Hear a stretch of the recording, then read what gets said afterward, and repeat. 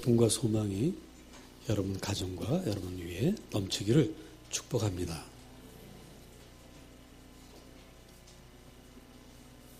기독교는 부활의 종교입니다. 그 어느 종교에서도 그들이 믿는 신이나 그들이 믿는 대상이 죽었다가 부활했다고 하는, 그렇게 주장하는 종교는 없습니다. 기독교만이 부활을 주장합니다.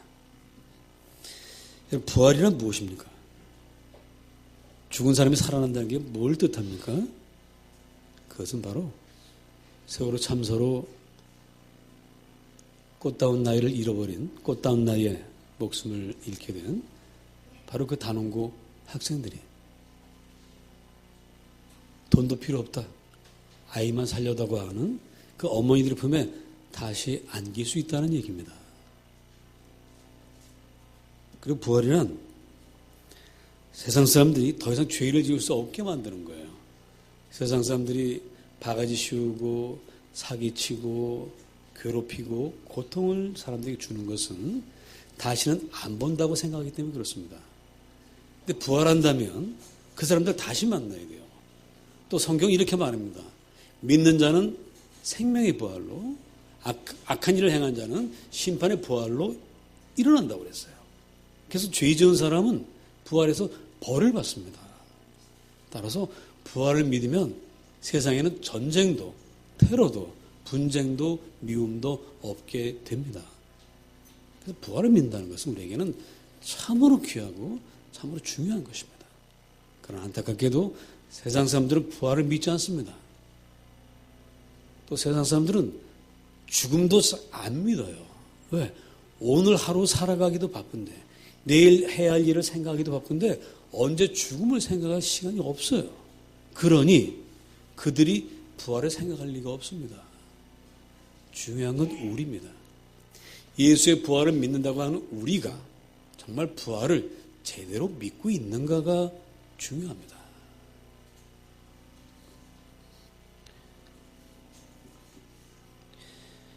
여러분 부활을 확실하게 믿으십니까? 제가 보면 대부분 희미하게 믿어요. 여러분들이 정말 확실하게 믿는지 희미하게 믿고 있는지 제가 한번 몇 가지 질문을 던져볼 테니까 거기에 대해서 답변을 해보시기 바랍니다. 자, 여러분 큰 돈으로 여러분을 유혹하면 여러분 안 해주려고 하다가도 그 큰 돈 때문에 그 유혹에 넘어가 때가 있죠. 넘어가지 않는다고 칩시다. 그럼 넘어가고 싶은 마음이 생기죠. 다 양심불량이네.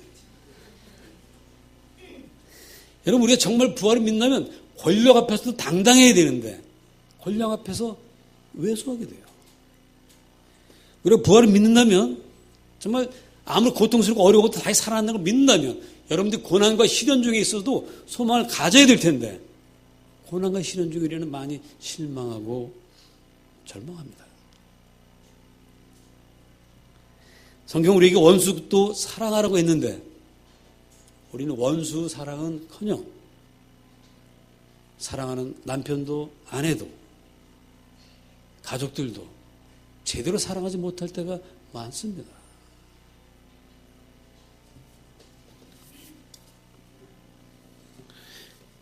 여러분 어떻습니까? 다시 묻겠습니다. 여러분 부활신앙은 확실합니까? 희미합니까? 희미하시죠? 희미합니다. 참 우리는 시련과 고통 앞에서 많이 넘어지고 약해집니다. 자, 왜 우리의 부활신앙은 이렇게 희미할까? 부활을 믿지 않아서일까? 부활을 몰라서일까? 그건 아니죠. 여러분 예수님께서 부활하셨다는 걸 다 알고 계시고요. 입술로도 주님 부활하셨습니다라고 고백하고 있습니다. 그런데 희미해요. 확실하진 않아요. 자, 왜 그럴까요? 제가 이 나이아가라 폭포를 텔레비전으로 참 많이 봤습니다. 이야, 참 멋있다. 어휴, 저 폭포 떨어지는 물소리 하며 야, 저거 참 좋겠구나 하는 생각을 참 많이 했습니다. 그런데 그 나야가라 폭포를 누구랑 데려가고 싶은 생각은 안 들더라고요. 정말 좋다는 느낌은 없더라고요. 그냥 좋겠구나라는 생각만 들더라고요. 근데 제가 작년에 미국 우리 감사들과 함께 연수를 갔습니다. 연수 갔다가 그 캐나다 나야가라 폭포를 갔어요. 어릴 때부터 늘 보던 나야가라 폭포. 텔레비로만 보고 사진으로만 봤던 그 나야가라 폭포를 드디어 갔습니다. 버스에서 내려서 거기까지 걸어가는데 벌써 분위기가 그 바람이 습기가 있더라고요. 그래서 좀 걸어가는데 귀에 소리가 들립니다. 폭포 그 떨어진 굉음 같은 그런 소리가 들리는 거예요. 가슴이 설레더라고요. 그럼 막 간데 안 보여. 근데 폭포가 안 보여. 이놈의 폭포가 어디로 갔나 이렇게 보니까 위에 없고 어디 있어요? 아래에 있더라고요. 자, 딱 떨어진데 그 폭포 이렇게 아주 캐나다 땅, 미국 땅까지 쫙 그걸 다 보는데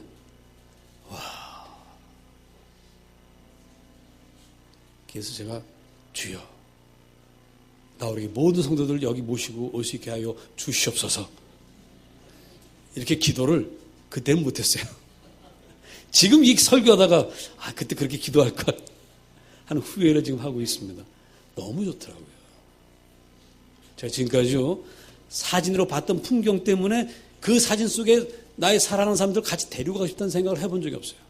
근데 내가 직접 가보고 나니까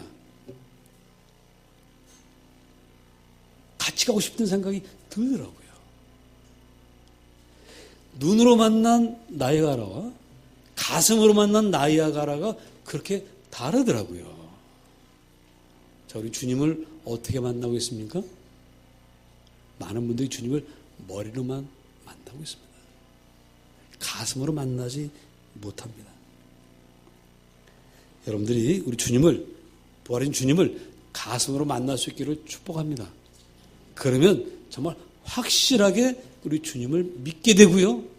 어떤 시련과 고난 중에서도 예수를 포기할 수 없습니다.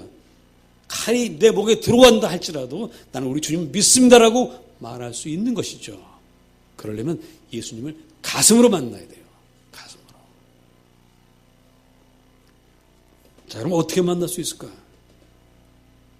예수님을 가슴으로 만나려면 직접 만나야 됩니다. 나야가라 폭포를 직접 가봐야 되는 것처럼 여러분도 예수님 직접 만나셔야 돼요. 근데 우리 주님을 직접 만날 수 있는 기회가 있을까요?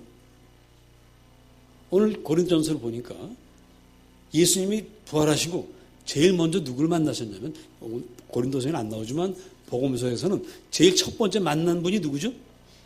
막달라 마리아입니다. 여자분이에요. 근데 고린도서에서는 막달라 마리아 얘기는 쏙 뺐어요. 남자가 없어서 그런 것 같아요. 사도 바울이 남자잖아요. 항상 교회는 여자분들이 참 중요한 역할을 하는 것입니다. 자, 어쨌든 막달라 마리아가 만났고 베드로가 만났고 12제자가 만나고 500의 형제가 만났습니다. 자, 근데 이들은 어떤 주님을 만나냐? 우리 아까 교동문에서 얘기했지만 육체를 가진 주님을 만났어요. 너희가 내 손과 여기다 손을 넣어봐라. 직접 만날 수 있는 그런 예수님을 만났습니다. 우리가 그렇게 주님 만나면 얼마나 좋겠어요. 근데 주님은 부활 승천하셔서 그렇게 만날 수가 없습니다. 그런데 오늘 이 고린도전서 15장을 쓴 사도 바울은 예수님을 만나기는 만났는데 어떻게 만났죠? 사도행전 9장을 보니까 바울이 이제 다메섹으로 갑니다. 가다가 예수 믿는 사람들을 죽이려고 가다가 갑자기 하는 빛이 비쳐. 그 빛이 너무 강렬해서 땅바닥에 쓰러졌어요. 쓰러진 상태에서 하늘에 소리가 들립니다. 사울아 사울아 내가 왜 나를 핍박하느냐 하는 소리가 들려요. 깜짝 놀라서 주여 누구십니까? 나는 내가 핍박하는 예수다. 음성을 들었어요. 음성을 들었지만 소리로만 들었지만 나야가라 폭포 소리를 듣기만 해도 실제로 듣기만 해도 가슴이 막 뛰었던 것처럼 주님 비록 얼굴과 그 손과 이걸 만져보지 못했지만 소리만 들어도 주님이 가슴으로 느껴졌어요. 주님 만났습니다. 그리고 그날로 내가 너에게 지시한 대로 가라 해서 들어가서 아나니아를 만나고 예수님을 온 땅에 증거하는 제자가 됐습니다. 소리로 주님을 만났어요. 근데 그것으로도 가슴으로 만난 것하고 똑같았습니다. 자, 우리가 주님 만날 수 있는 유일한 길은 소리로 만나는 것입니다. 여러분 소리로 주님을 만나셨습니까?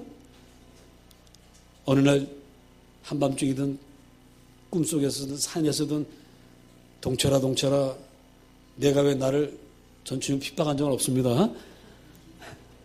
너희가 왜 나를 모르느냐 하고 저를 부르셨다면 참 좋겠는데 자, 여러분은 어떻게 그런 경험이 있습니까? 아무도 없으시죠. 근데 제가 한 가지 분명히 말씀드릴 수 있습니다. 사실 여러분은 주님의 소리를 다 들으셨어요. 그리고 주님 소리로 만난 일이 있습니다. 아니 목사님 왜 거짓말하세요? 제가 이제 증명해 드릴게요. 여러분이 이 땅에 태어날 때 엄마가 나를 낳는 것을 느끼고 알고 태어나신 분 계세요? 아무도 없습니다. 근데 자라나다 보니까 이분이 엄마예요. 이분이 나를 길러주고 있습니다. 아이고 어머니 그때 어머니를 아니죠. 엄마 부르면서 엄마를 만나죠. 주님이 여러분 소리를 다 부르셨습니다. 그 증거가 어디 있습니까? 오늘 여러분이 여기 다 앉아 계시는 것이 그 증거입니다. 주님의 소리를 들었기 때문에 여러분들은 이곳까지 올 수가 있었던 것입니다. 또 우리는 오늘 사도신경으로 고백합니다. 본디오 빌라도에게 시작. 본디오 빌라도에게 고난을 받으사 십자가에 못 박혀 죽으시고 장사한 지 사흘 만에 죽은 자 가운데서 다시 살아나셨다. 라고 여러분 지금 고백했죠? 여러분 믿지 않는 거로 고백할 수 있습니까? 고백할 수 없어요.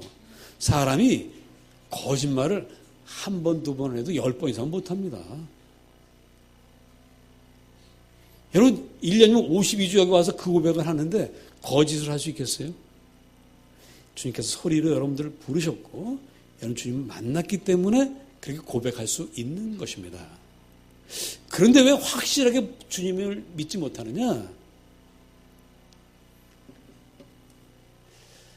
여러분 그 우리나라 역사가 최근 100년 사이에 참 격동의 세월을 보냈어요. 그 와중에 때로 이 부모님 나중에 부모님과 좀 떨어져 지낸 경우들이 많이 있습니다. 저도 몇 분을 이렇게 아는 분들이 있는데 자 이런 분들 얘기 들어보면 어릴 때 할머니나 뭐 할아버지 밑에서 자라고 엄마하고 아버지가 떨어져 있어요. 떨어져 있다가 그러니까 엄마 얼굴을 뭘로 보느냐? 뭘로 봐요? 사진으로 봐요. 아 이분이 내 엄마구나. 그래서 대개 이제 초등학교 들어갈 때쯤 이제 엄마를 다시 만났다고 그래요. 그러니까 엄마를 만났어요. 사진 속에 있는 그 엄마가 저기 있어요. 엄마 하면서 그냥 엄마 왜 나를 왜 몇 년 동안 떨어뜨려 놨어 이러면서 달라붙는 자식이 있을까요? 없어요. 서먹해요. 엄마가 서먹해. 저분이 내 엄마구나. 이건 알지만 정말 가슴으로 엄마를 느끼지 못합니다. 그 엄마가 참 가슴으로 느끼지는 엄마가 되려면 필요한 게 있습니다. 뭐가 있습니까? 그때 그 엄마가 어떤 분들은 또 너무 점잖아가지고 그 아이한테 미안해서 아이를 야단치지 못하고 그냥 이런 분들도 있어요. 그러면 엄마를 가슴 만나기 어렵습니다. 어떻게 되느냐? 그날부터 다시 만난 그날부터 애가 잘못하면 매를 들고 때려야 돼요. 그리고 수시로 소리를 해야 됩니다. 무슨 소리? 수시로 하는 소리가 뭐예요? 자디잔 소리가 무슨 소리죠? 잘 안 통하네. 잔소리. 예? 수시로 아이에게 잔소리를 퍼부어야 됩니다. 그럴 때마다 지겨워하면서 엄마를 느끼는 거예요. 그리고 엄마와 함께 손잡고 장에 가보는 거예요. 시장에 가보는 거예요. 온갖 생활을 엄마와 함께 온몸으로 부딪혀가면서 만날 때, 그때 가슴으로 엄마를 만나게 되는 것입니다. 우리가 주님을 그렇게 만나는 것입니다. 주님의 소리를 듣고 여러분 다 부름받아 오셨습니다. 이제 주님을 가슴으로 만나셔야 돼요. 믿음의 조상 아브라함이 주님의 부름을 받았습니다. 아브라함아, 아브라함아, 내가 너에게 지시하는 땅으로 가라. 이 말씀을 듣고 아브라함이 길을 떠났습니다. 근데 그때부터 아브라함이 겪은 건 여러 가지 환난과 고난이었어요. 어려움이었습니다. 문제였습니다. 애굽에 갔습니다. 애굽에서 아내를 빼앗겼습니다. 아이고, 이제 끝났구나. 근데 빼앗겼던 그날 밤 하나님께서 아내를 빼앗아간 애굽의 왕 바로에게 나타나셔서 야단치세요. 네가 데려온 여자는 남의 아내니 돌려보내라. 아이고, 하나님, 저는 그거 모르고 데려왔는데 이게 무슨 일이십니까? 알았습니다. 돌려보내겠습니다 하고 돌려보냅니다. 그리고 또 그런 경험들, 또 다섯 나라 임금과 전쟁하러 가서 승리했던 경험들. 그래서 어려움과 고난이 있었지만 그때마다 살아 역사하시는 주님을 만나기 시작했어요. 그때마다 하나님은 정말 살아계시는구나, 하나님 나를 도우시는구나 하는 것을 깨닫게 됐습니다. 그리고 온몸으로 가슴으로 주님을 만났습니다. 그러다 어느 날 우리 하나님께서 말씀하세요. 아브라함아, 내 아들 이삭을 제물로 바쳐라. 그 말씀을 들은 그 밤에 아브라함은 고민하다가 어떻게 얻은 아들인데, 100세 얻은 아들인데 어떻게 이 아들을 바쳐? 말도 안 되지 하고는 그 아들을 데리고 도망쳤습니다. 이런 기록이 성경에는 없죠. 없습니다. 우리 같으면 그럴 것 같은데 아브라함은 그렇게 하지 않고 그 다음날 아침 일찍 일어났어요. 일찍 일어나서 아들아 가자 하고는 나귀에다가 재물을 태울 장작을 싣고 아들을 데리고 갑니다. 모리아산으로 올라갑니다. 그리고는 이삭을 결박을 했어요. 그리고 칼을 들어서 이삭을 죽이려고 했습니다. 그때 하늘에서 음성이 들리기를 아브라함아, 아브라함아, 내가 나를 경외하는 줄 아노라. 내가 내 아들 이삭보다 나를 더 경외하는 것을 아노라 하고는 멈추게 하시고 이삭을 살리시고 다시 다른 수풀에 뿔이 걸려있는 염소를 잡아서 제사를 드리게 합니다. 자, 이때 아브라함이 무슨 신앙으로 이삭을 바쳤겠습니까?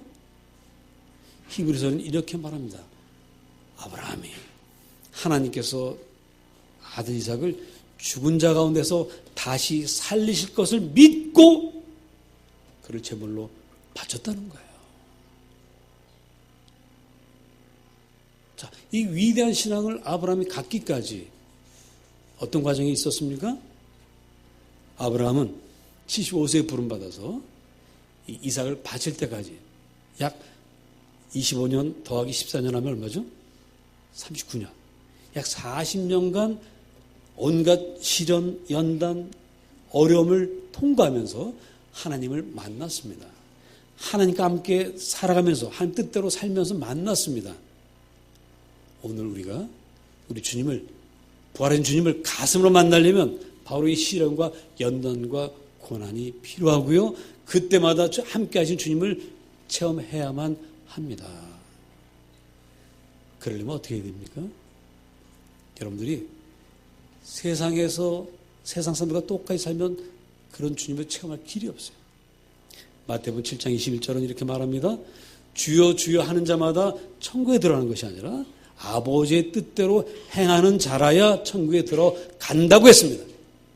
여러분들 입술로만 주님 믿습니다라고 해가지고는 주님을 가슴으로 만날 수가 없어요. 여러분들이 삶에서 그렇게 살아야 됩니다. 행동으로 그렇게 살아야 됩니다. 실천해야만 합니다. 불의와 타협하지 아니하고 먼저 주님을 먼저 생각하고 주님 가장 귀한 분으로 여기고 살아갈 때에 비로소 하나님이 살아계시고 하나님이 나를 도우신다는 것을 만날 수가 있습니다. 그때 우리는 주님을 가슴으로 만나는 거예요.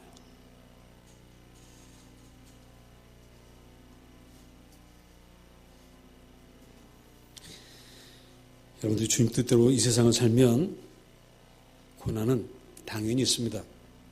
세상은 하나님 뜻을 떠났고 악한 세상이기 때문에 그렇습니다. 여러분, 고난이 두려우십니까? 시련이 겁이 나십니까? 자, 부활하신 주님과 세상의 권세와 누가 더 강하시겠습니까? 죽음의 권세를 깨뜨리신 주님이 이 세상 그 어떤 불의보다 어떤 악한 세력보다 더 위대하시고 전능하심을 믿으시기 바랍니다. 그 믿음이 있으면 어떤 시련 앞에서도 우리는 굴복하지 아니하고 끝까지 싸워 승리할 수 있습니다. 여러분들이 바로 그런 신앙의 사람들 되시기를 축복합니다. 세상과 부딪혀서 온 가슴으로 부활한 주님을 만날 수 있기를 축복합니다. 기도하겠습니다. 오늘 각자 오늘 들은 말씀 생각하시면서 내가 이제 말씀대로 부활의 주님을 가슴으로 만나고 삶 속에서 만나고 좀 뜻대로 살겠습니다. 결단하는 그런 복된 시간 되시기 바랍니다. 기도하십시다.